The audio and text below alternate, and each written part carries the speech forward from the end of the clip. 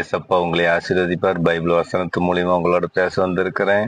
மத்திய 11:28. வருத்தப்பட்டு பாரம் சுமக்கிறவர்களே, நீங்கள் எல்லோரும் என்னிடத்துக்கு வாருங்கள், நான் உங்களுக்கு இளைப்பாறுதல் தருவேன். அப்படின்னா வருத்தப்பட்டு எவ்வளோ வருத்தம், அது ஒரு பாரமா சுமந்து கொண்டு இருக்கிறீங்க. நீங்க இந்த கஷ்டம் அந்த கஷ்டம், பணம் இல்ல, வேதனை, நோய், பிரஷரு, சர்க்கரை, எவ்வளோ நோய்கள், எத்தனையோ பிரச்சனைகள், சொல்ல முடியாத பிரச்சனைகள்.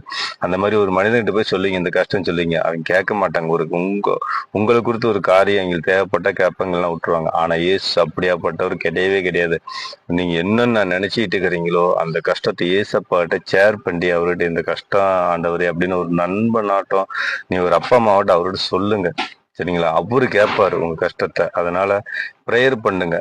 அந்த பாரத்தை அவர் வாங்கிக்காரு, அவர் சுமப்பாரு. வருத்தப்படாதீங்க, உங்க ஜெபம் கேட்கப்படும். சரிங்களா? God bless you.